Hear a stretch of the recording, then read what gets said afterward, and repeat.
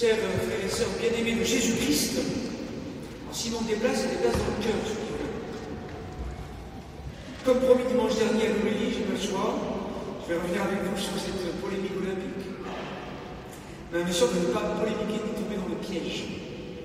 Et surtout en ce moment que je lis Lénine, l'inventeur du totalitarisme, de Stéphane Courtois, passionnant, hyper instructif, pour comprendre la logique du monde aussi, dans laquelle nous sommes embarqués, parce qu'il n'y a rien de nouveau sous le soleil.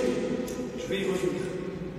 Mais surtout voir tout cela à la lumière des très beaux textes de la parole de Dieu de ce dimanche que l'Église nous donne, en ce jour du 4 août, qui était le jour également de la Saint Jean-Marie Vianney, qui est le saint patron des curés.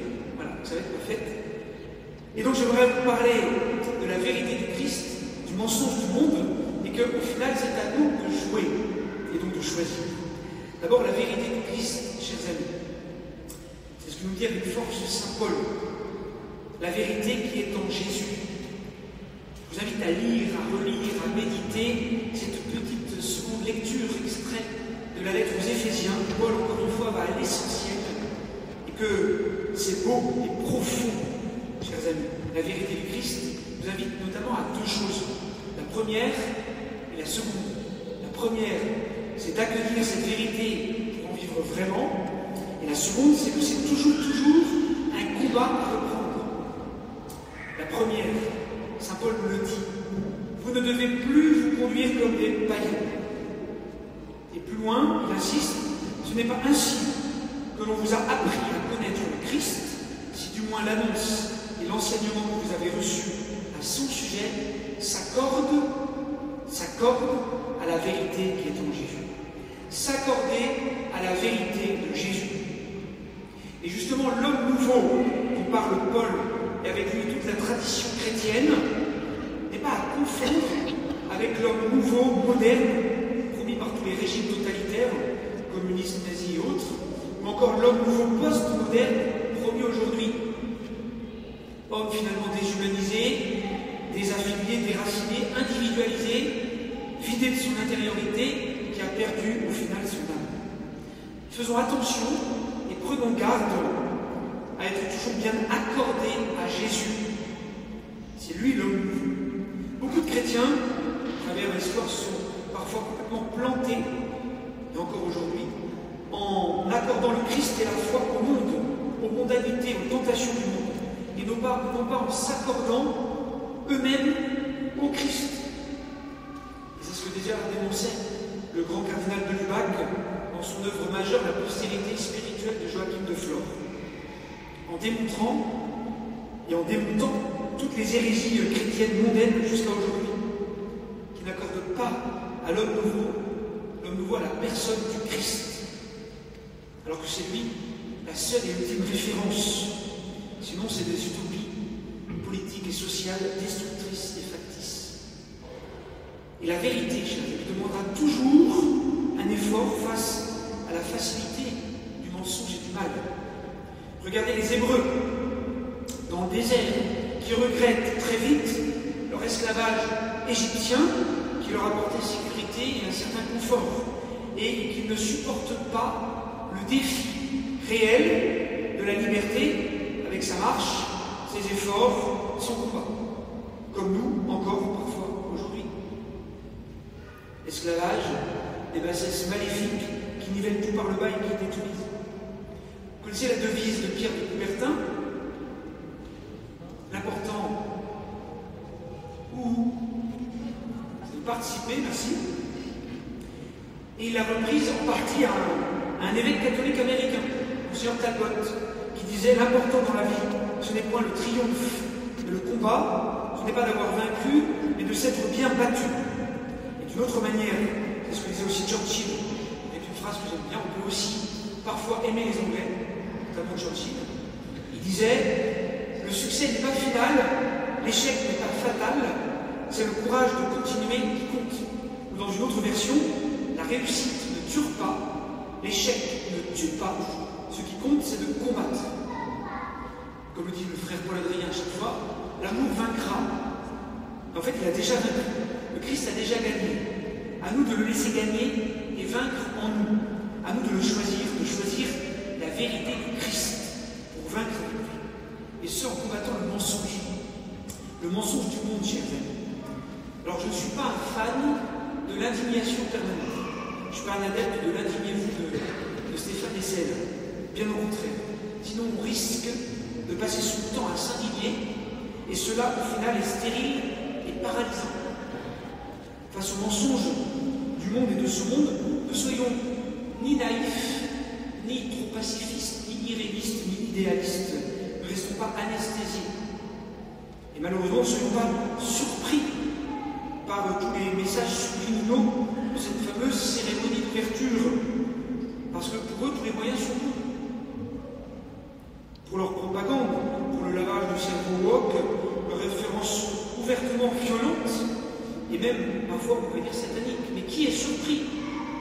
Qui est surpris? On est déçu et triste, certainement, mais surpris, non, malheureusement. C'est une guerre idéologique, chers amis, tous les coups sont permis. Et Saint Paul est clair là-dessus, c'est pas moi qui le dis, c'est Paul. Vous ne devez plus vous conduire comme les païens, qui se laissent guider par le néant de leurs pensées. Le néant de leurs pensées. Et il continue, l'homme ancien corrompu par les convoitises qui l'entraînent dans l'erreur. On ne peut plus clair. Et comme les Hébreux, souvent l'humanité est ingrate, elle s'en prend toujours au Seigneur, se retourne toujours contre Dieu, contre sa création, contre son plan d'amour. Et le monde s'y complaît. Et parfois nous aussi, reconnaissons-le.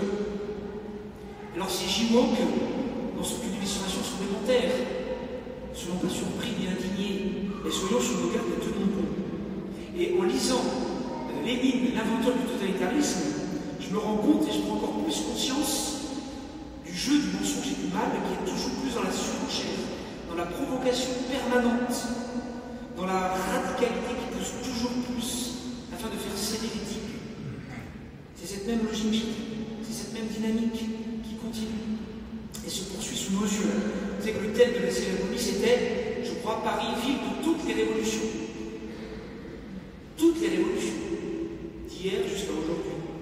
C'est une même dynamique qui parfois détruit, qui va imposer la rupture permanente, une logique démiurge, où l'homme cherche à prendre la place de Dieu. Alors je ne veux pas rentrer dans les détails, ce n'est pas le lieu du moment, et d'autres l'ont très bien fait, notamment notre évêque, le pape hier soir. Le pape François a réagi hier soir, Del Sol et bien d'autres, même Mélenchon, qui c'était inutile, je ne cite pas souvent Mélenchon. Après, là, heureusement, il y a aussi Dion. Mais prenons simplement du recul et de la hauteur pour y déceler tous les enjeux, sans être naïf, mais en discernant pour mieux combattre. Je vais faire un petit sondage. Qui a déjà lu le discours de Alexandre Solzhenitsyn à Harvard en 1978 qui s'appelle « Le déclin du courage ». Levez la main. Ouais, mais c'est pas beaucoup. En tout cas, c'est pas assez. Donc vous irez sur Internet cet après-midi, ça dure, c'est 6-7 pages, c'est pas très long. Le déclin du courage de Solzhenitsyn, il a tout compris. On croyait qu'il allait venir pour défendre l'Occident et le libéralisme et le capitalisme. Pas du tout. Et il montre le déclin du courage et la compromission de l'Occident aussi avec le mensonge, chers amis. C'est un vieux prophète, Solzhenitsyn, qu'il faut lire et relire et écouter, parce qu'il a tout compris avant tout le monde. Alors, chers amis, à nous de jouer. La vérité du Christ, le mensonge du monde, à nous de jouer. Parce que ce qui m'attriste, moi, personnellement, dans tout ça, c'est que j'aime le sport. J'aime les chiens. Et que là, au lieu de rassembler et d'unir, on divise, on détruit, faisant un support de propagande politique, et ça laisse un petit goût d'amertume. Alors même si je trouve Léon Marchand incroyable, formidable, Teddy Riner, le BMX et tout ça, génial, ce ne sont pourtant pas les nouveaux dieux de l'Olympe. Le sport doit rester un moyen de se dépasser, d'apprendre à jouer collectif, un excellent moyen éducatif, mais cela ne doit pas devenir une nouvelle religion, avec ses idoles, ses codes, ses rites comme un absolu. Et la dérive, reconnaissons-le, n'est pas loin. Lisez le courrier des lecteurs de l'Ouest de France d'hier matin. Et donc c'est à nous de jouer notre vie dans la logique un peu du pari rite pascalien, soit le panem et cirquem, du pain et des jeux, le divertissement qui prend toute la place, et surtout la place de Dieu, soit le pain de vie de l'Évangile. Écoutons saint Paul. Laissons-nous renouveler par la transformation spirituelle de votre pensée. Revêtez-vous de l'homme nouveau, selon Dieu, dans la justice et la sainteté, conforme à la vérité. Chers amis, pour travailler aux œuvres de Dieu, comme le demande Jésus, nous devons croire au Messie, au Fils de Dieu, au Christ, lui, l'homme nouveau, lui donner toute notre foi et notre confiance, tout notre cœur, car il est lui le vrai pain du ciel, le seul pain de vie, le seul et unique vrai Dieu qui rassasie et abreuve. Celui qui vient à moi n'aura jamais faim, celui qui croit en moi n'aura jamais soif. C'est le jeu d'une vie, c'est le jeu de toute notre vie, chers amis. Il faut engager en suivant Jésus, en choisissant Jésus, et Jésus seul. Pas d'idole, pas de retour à l'homme ancien, pas de retour à l'esclavage égyptien, de l'aliénation, de la facilité et du confort, d'une vie sans combat, sans saveur, sans vérité, sans amour vrai et saint. Dieu donne tout. Dieu nous donne tout. À nous d'accueillir tout dans le Christ, pour tout offrir à Dieu. La seule offrande véritable, c'est le Christ, dans lequel nous nous offrons à chaque messe, chers amis. Le pain de vie doit faire de nous une vie eucharistique, une vie offerte par amour. Et saint Jean-Marie Vianney nous donne un bon exemple, parce que sa vie fut rude, mais il a toujours fait confiance au Christ.